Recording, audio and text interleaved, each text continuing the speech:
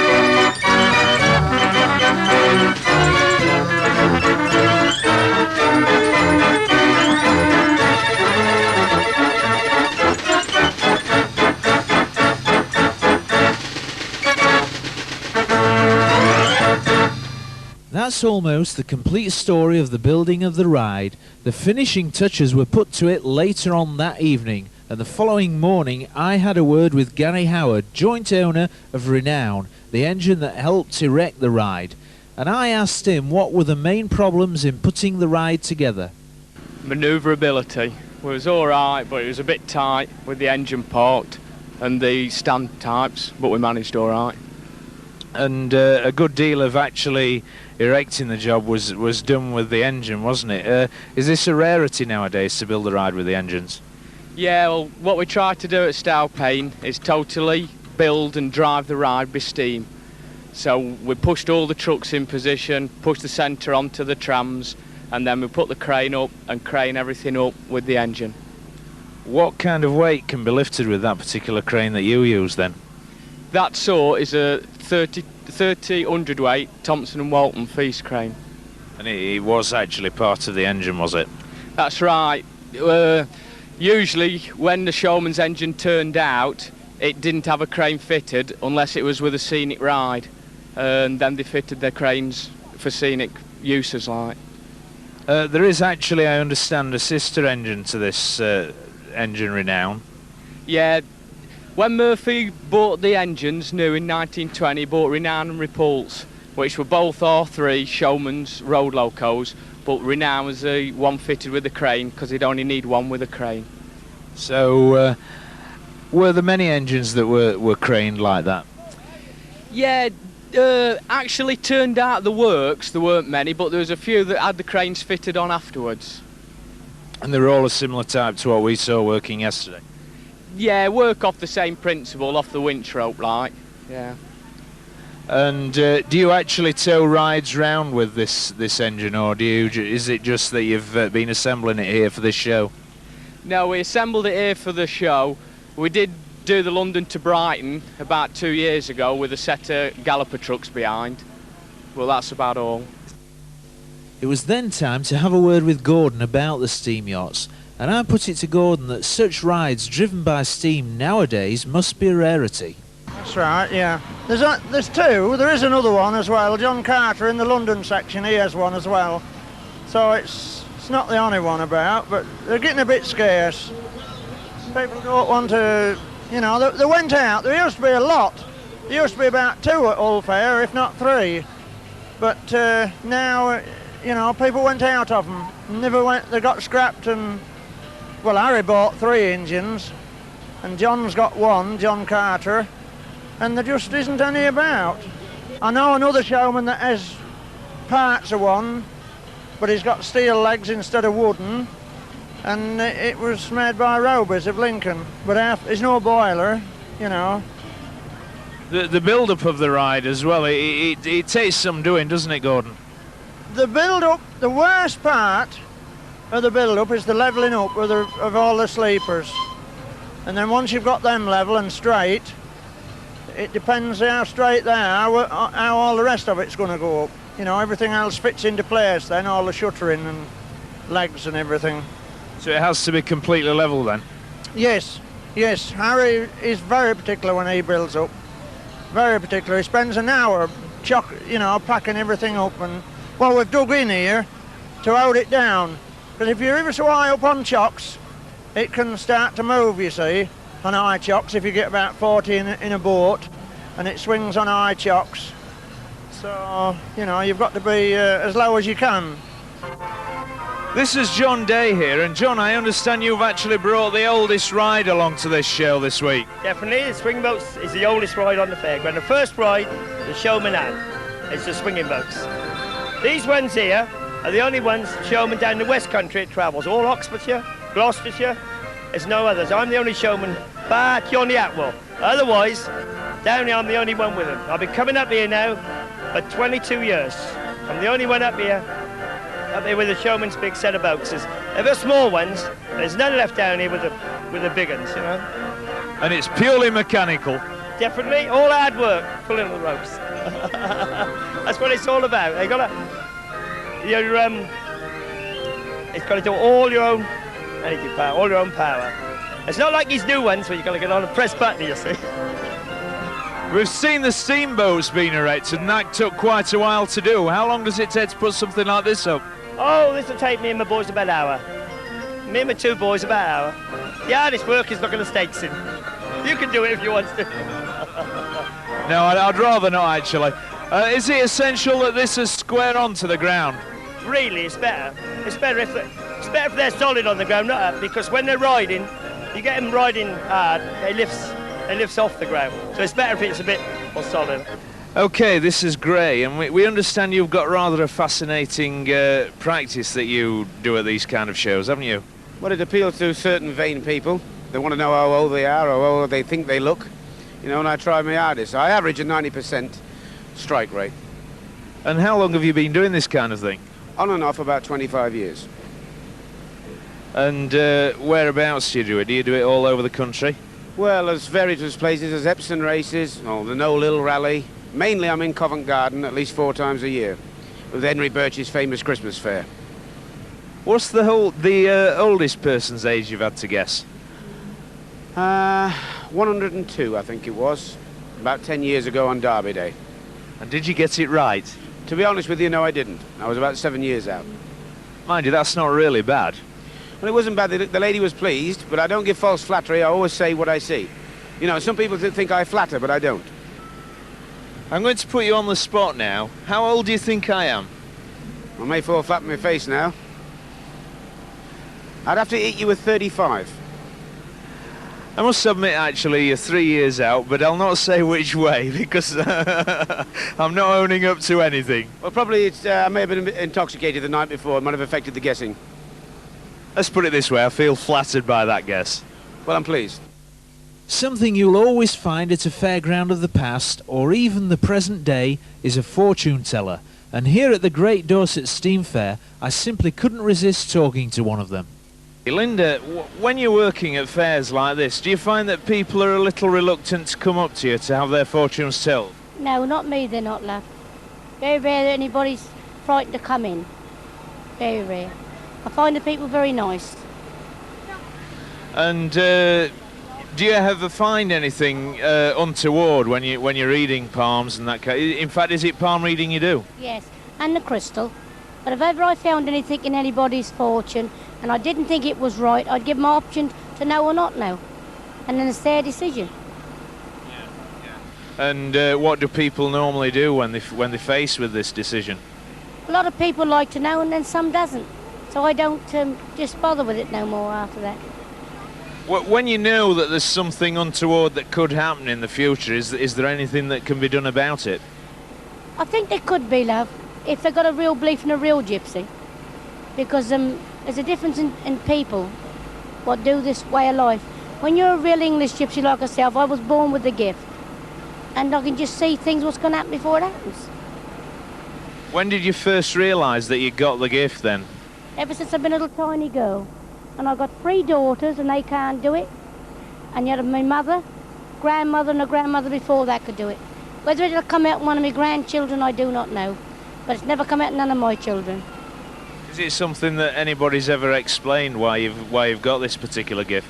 No, I don't know what does it, love. Don't know what. It's just something you're born with. It's marvellous, really, I suppose. This is John here now, Linda's husband. John, the wagon we see here, the living quarters, is it a genuine article? Yeah, it's original from new. It's never been renovated. It's the original van, and there was only 4 of these ever made. 1 went to America, 2 got burnt, and this one's here. So this really is the only one of its type in the country then? That's the only one in the country. There's a couple of Bill Wrights around. They look similar, the same thing of it, but they're not. They're just a little bit different. They're a different made. This one was made at Halifax instead of at the Bill Wright brothers, you see, and that's how it comes about. It must take one heck of a lot of care to keep it in good condition. Oh yeah, you've got to be on it all the time. You've got to clean it all the time. You must look after it all the time, and if you neglect it, well, it goes, you know, it just deteriorates. But as long as you keep on top of them and polish them and look after them, they're all right, and use them. They're supposed to be used. What about the paintwork? Does that need repainting from time to time? Well, this one's, the last time it was painted was 25 years ago. And it's due for a little touch-up here and there now, you know, it's got to be touched up. But since 25 years ago, it ain't word bad, is it? That's quite good. Who will actually do the painting? Will you do it yourself, or...? Well, the last man who painted it was old Tommy Gaskin, but he died since. He's died, you know, he's an old gypsy chap, and he's died since it was painted. But there's various painters over the country who will do them. Do you actually live in this van, then? Yeah, we live in it mostly all the year round. All the year round. We travel it with horses. We travel the roads with horses with it. When we're not doing the fairs, we travel in the van with horse-drawn, you know, we draw it with horses. And how many people do you actually berth in there? Well, there's me and my wife and my daughter. There's just 3 of us. We travel all over the country. We travel to Appleby Horse Fair with it. We travel to Hull. We go all over the country in it. In Norfolk, you name it, we go there, sort of thing, you know. It must feel more pleasing travelling around in something like this than a modern caravan. Oh yes, lovely, especially when you go all the countryside of life, sort of thing, because we don't touch the main roads, we do all the country, and then like we go through the countryside, you see the old springs, the villages. There's villages what people don't know exist in England, sort of thing, you know, what we see. All the fat bitches, we do Cambridge, we do Norfolk, we do all over the country, you name it, we go there. Every so often at the Great Dorset Steam Fair, you're bound to witness something out of the ordinary. Here's one of those such happenings that we witnessed over the week. The engine we see here is called Wally, and it's just been performing a rather unusual task. I suppose you could tell us something about it, Billy, what it's been doing. Yeah, well, we're driving the Gallopers with a Foster Showman's engine, and about 4 or 5 years ago, for a bit of a demonstration, I suppose, that we decided to couple up an agricultural engine onto our dynamo and let him drive our dynamo, which is powering the Gallopers. And this is just what we've decided to do again this year, just a demonstration to show people of a single cylinder doing some hard work on a dynamo. So it's not because your engine had broke down or anything like that? No, not at all. We've been doing it since Wednesday morning. We've been driving this ride, and I say that it's just, while there's a good crowd about, people like to see it, and it just gives them a good idea of what hard work it really is. It's certainly driving the engine quite hard. I heard somebody say that it couldn't keep that up long without it overheating. Is this so? Well, yeah, towards the end, perhaps noticed that there was a certain amount of smoke coming off the front of the smoke box, and apparently his lagging has caught fire. Nothing really serious, it's just that the engine wouldn't lagged around the boiler. With the smoke box getting that hot, that it's caught fire. And for an engine, a single cylinder engine like that, then yes, it is a great amount of hard work. But this isn't something that would ever normally have been done, it's just something that you've stage managed more or less? Yeah, it's something that we decided to do, I say, some years ago, just as a demonstration, just to show people that single cylinder agricultural engines can work just as hard as a compound, really. And so it's just something for a bit of a laugh, really. OK then, Wally now pulls away from its task, and we'll leave and go to another part of the showground. On an old English fairground, a great deal of the atmosphere is created by the fair organs. So before we draw this video to a close, we'll take a look at a couple. We have rather a large showman's organ here. This is Des Bull. Des, can you tell us one or two things about this, please? It was built in 1908 in Paris by Merengue, and it was used for Pat Collins' Bioscope show first. Then when cinemas got popular, they didn't know what to do with the organs, so they put them in the middle of rides. Then, when they got too big, bulky to move, they burnt the rides, but with this managed to be saved from Pat Collins' fairs. And now it's owned by a gentleman who we look after it for. So this was originally in cinemas then?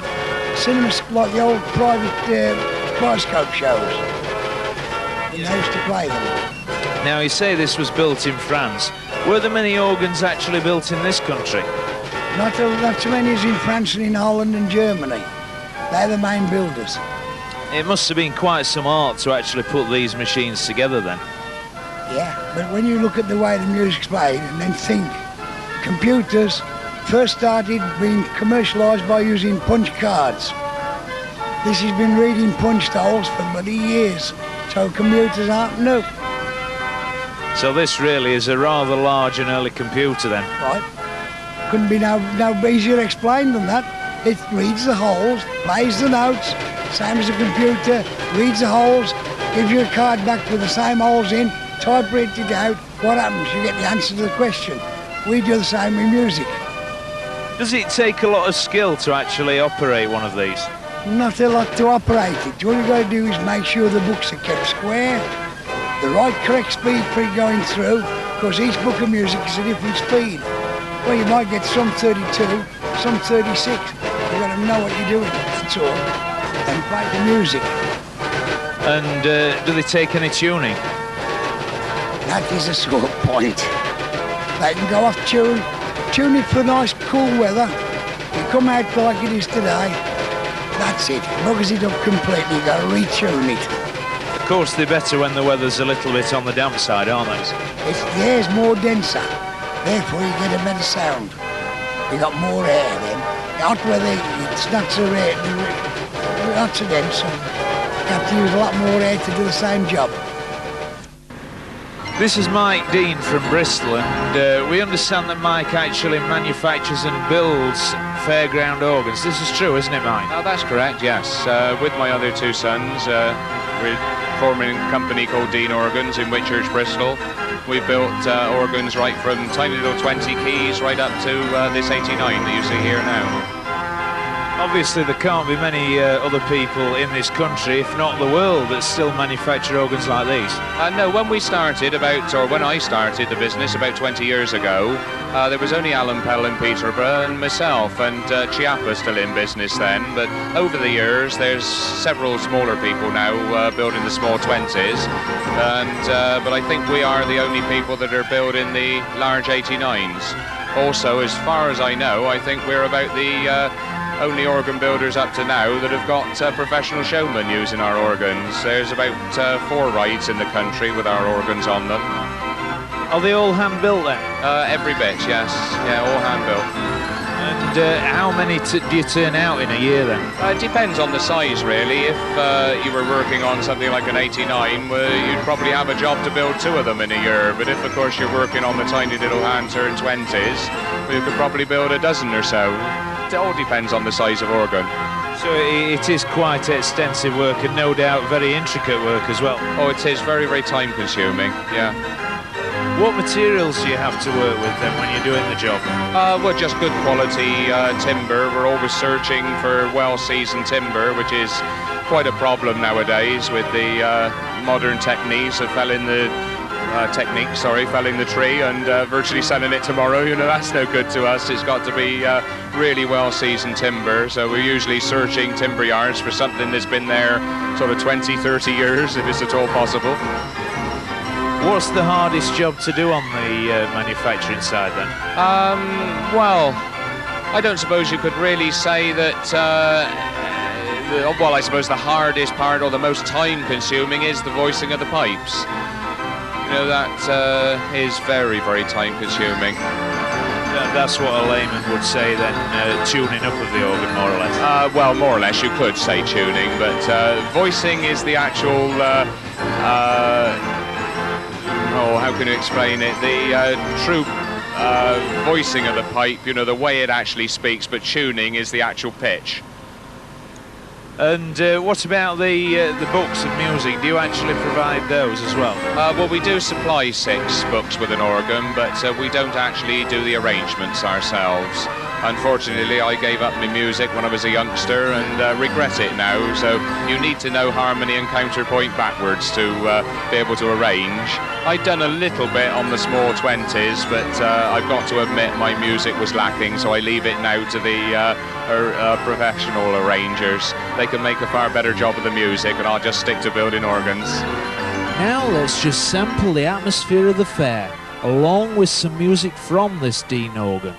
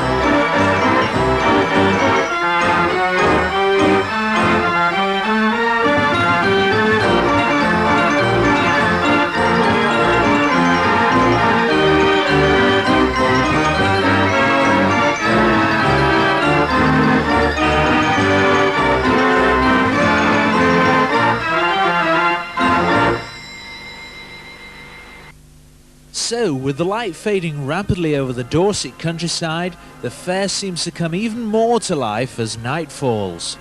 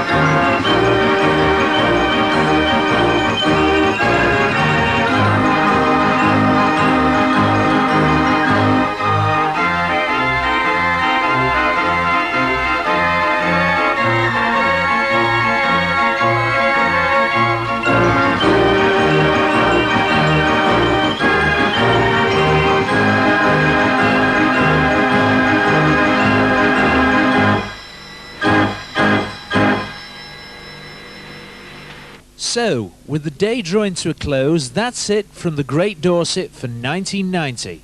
But it's not the end of this particular video, because with a great deal of interest being shown in our other projects of the year, we've decided to add one or two snippets from other shows of 1990.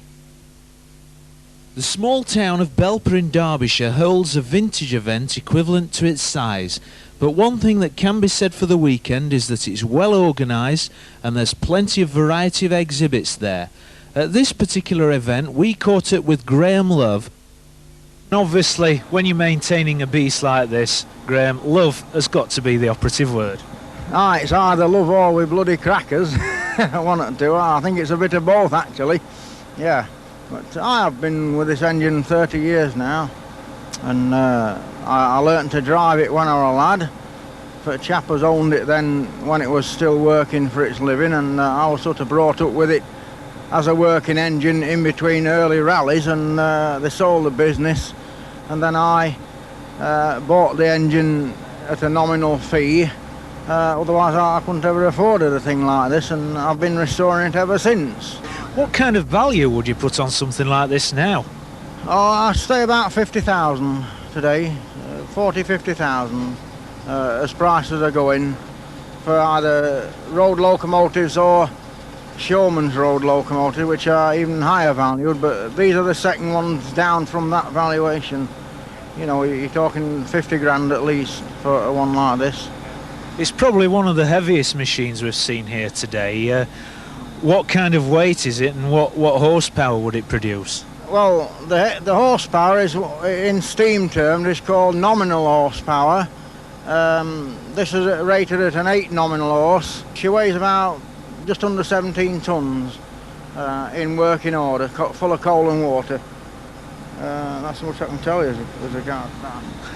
And of course, in its original life, it wasn't a show vehicle. What would it have been used for, this? No, it was originally a heavy haulage, like your Arctic lorries are used today.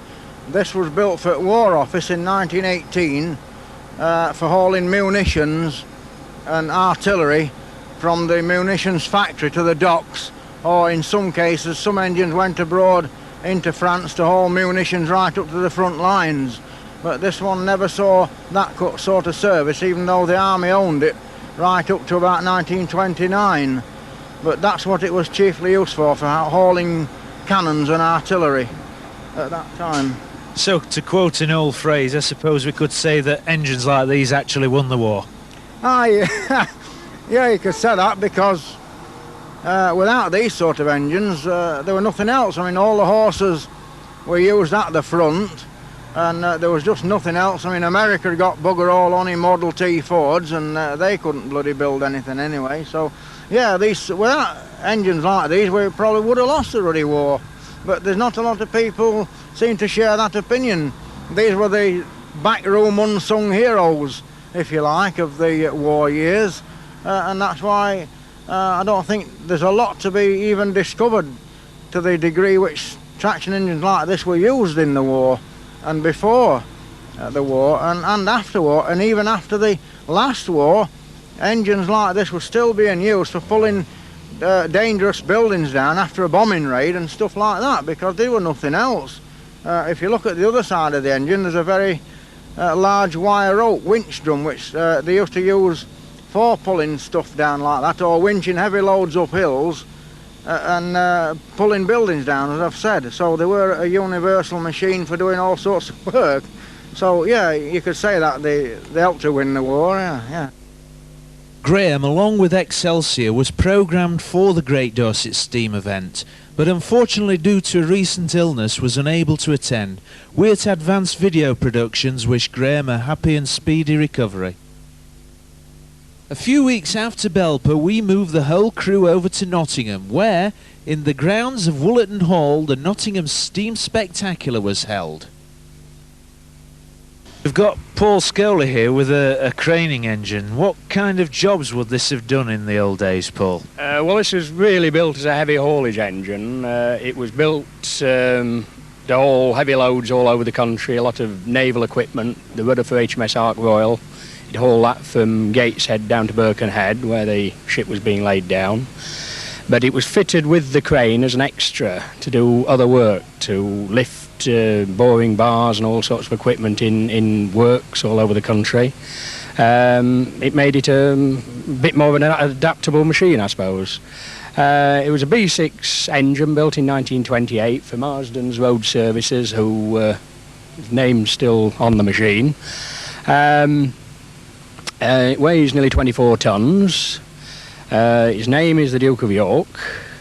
The rudder for HMS Ark Royal that it pulled in, I think, 1937, when they were building the Ark Royal, that weighed 80 tonnes, and it hauled it single-handed across the Pennines over to Birkenhead.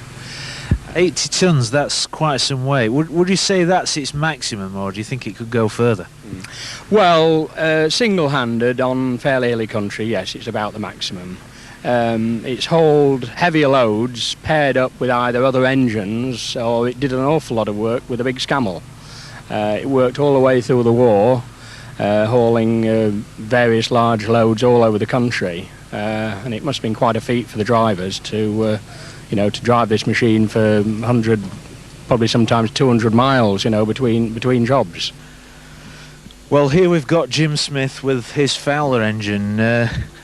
Pretty vicious looking thing that you've got in your hand there, Jim. What's it used for? Well, a number of let's say a number of uses, but I use it for sweeping tubes. I suppose you could imagine you could use it for other purposes.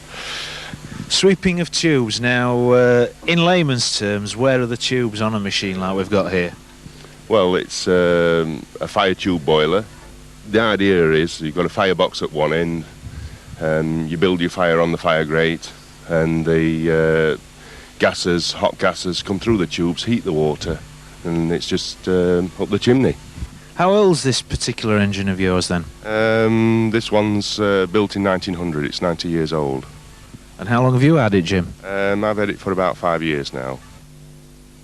Paul Scully and Jim Smith's engines both featured in the heavy haulage section at the Great Dorset Steam Fair. Elveston Castle is probably the largest event in the Midlands. At this particular event, we took a look at Maid Marian and Victoria. These two Showman's engines were also in the Showman's lineup at Tarrant Hinton. Okay, we've had a quick look around the fairground section of this show today, and the fairground would not be able to operate without the Fairman's engines, the Showman's engines. We've got Maid Marian and Victoria here with us, a pair, and Brian, who actually drives Victoria. Brian, how do you get the power from the steamroller, the steam traction engine here, to the rides? Well, as you can see, with a belt on the flywheel driving a big dynamo up on the front. This on this engine, it's capable of about 250 amps at 110 volts. It's quite an hard-worked engine. It goes all over the country and drives many of the big rides, you know, at these various shows. You see the dynamo, you can hear it humming away now. It's generating to drive the organ and all the lights, as you can see. You know, it's a very hard-worked engine, this. This one and Maid Marian, then, are they exactly the same, or are they different locomotives? They're built by the same maker, Foster's of Lincoln. This one's a 5-horse, the other's a 4. This one was built agricultural and converted by the late Jess Swindler, who converted both of them. And Jess, when it was converting them, he wanted them to work as they should have done in their heyday, you know, and he made a damn good job. They're really up to it, you know, a marvellous job. Fabulous. Well, this one is working. Is the other one driving anything, Maid Marian, there? Yes, that's driving all the floodlights for on the stage where the can-can dancers are performing now. Yeah. When we visited Rempstone, the summer was at its height, and all the crew came back from the weekend well suntanned. The connection with the Great Dorset at this particular event was to be found in the model tent. Okay then, we've got Keith Flinton here, better known as Tiny, and his model of the famous Stourpane. Yeah, so 1988, I've been about, 4 or 5 years now, and it's the road run. They do a road run every year with the big engines there, the big road locomotives, and I've tried to depict the road run as best I can on a 4mm scale. On it you'll see the front of the road train is the big Fowler Duke of York, which is at this rally. Also there you'll see Boadicea, Lord Roberts, Wolverhampton Wanderers, all the big engines. Stourpane to me is the one and only rally that you can't miss. You have 170,000 people there last year, and I made this just for the 21st rally down there. I made it just for that, and today is only the second time it's been out. I should imagine you're quite happy that you've not had to model all the people that are normally there then. Just a little bit, you said it. I finished the 2 crane engines. I finished those at 9:05 on Thursday night before I came here on Friday dinner time, and I'm pleased with what I've got, but I think I can still improve on the model itself. So the front of the model is the Portland quarry, let's say the Portland stone quarry there, and it's all scratch built from plastic, wood, anything I can make use of to make the models of.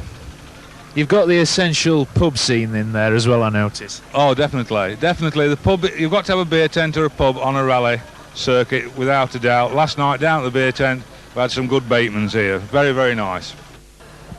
Expo Steam 90 was a brand new event on the year's calendar, and based on a disused airfield at Manby near Louth, it stuck out for the many unusual exhibits that were present.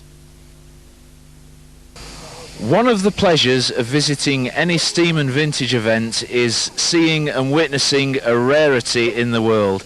This is definitely a rarity. It's a Howard engine. It's the only one of its type in existence today, and we're going to have a word with the chap who actually looks after this engine. This is Chris Rhodes. Perhaps then, Chris, you could tell us what is so unusual and different about this engine. Well, normal steam engines of today, the cylinders are on top of the boiler. The cylinders are in the back. It works backwards in effect. Our cylinder's been at the back, the engine runs in reverse as such. So the steam has to come from the boiler to the cylinder, then back out and under the pipe, right up to the top. Does this pose any problems to you when you're looking after this? I mean, do you have to do anything out of the ordinary? It's a lot easier because you can oil up from the footplate. You've nothing to do. You haven't to climb about on top of the boiler. It gives like the engine like a streamlined effect. But that, of course, doesn't make it go any faster. It makes it go slower in our case, about 3 miles an hour. Now, we've said that it's perhaps the only one of its type in the world. Does that make it more difficult for you to actually maintain it because there's nobody to ask anything about? You've nobody to go to for any spares. There's no records at all of Howard's machinery at all. Only very few photographs, which the owner has put together to make this as near perfect as he can. And roughly how many of these were built? Well, I couldn't tell you. This is number 201, and this is set to be the prototype of this design. Now, I couldn't tell you how many was built because there's no records about. Right, so, I mean, obviously when it was found, it wasn't in pristine condition like it is now. Where was it found and what condition was it in? It was derelict, and it came from Australia. It was imported there in 1872. It last worked in about 1908, and it was stood derelict on a farm. And the owner, Tom Varley, went across and bought it, fetched it back. And what did it do in its workaday life? It's known as a farmer's engine, which as it is today, it's a traction engine, and then you could put a plough on the back, a big winding drum and a plough effect, and it used to plough the fields. But unfortunately, that's still in Australia. We didn't bring that back. So that, again, makes it a little unusual because it's probably one of the only machines that actually ploughed from the back as opposed to from the side. Yes, true is that. It used a system called the roundabout system, which has, again, no records about. With normal ploughing engine, it was under the drum here. This was pull it at the back. And what they used to do was they take the drum off, and it just was a traction engine again, and then back up to it, put the drum on the back. It became a ploughing engine again. Howards obviously went their own way when they built this machine. They weren't similar to anybody. Was the design concept a successful design? Well, I wouldn't think so, no. Because the steam having to travel so far, it was only a low pressure boiler to start with, and it runs at 80 pounds. By the time it got from the boiler and all the way back, it had gone back to water in effect. So I suppose in 1872 when it was built, it was the best thing about. But then things progressed and modernised to what we see today on the rally fields. The Howard, of course, was also to be seen at the Great Dorset Steam Fair and could be found in the steam cultivation section. And so to our final few snippets. They're from the Moira Steam 90 event, and in this particular case, we've chosen to show one or two shots from the road run that took place instead of something that was actually present at the Great Dorset.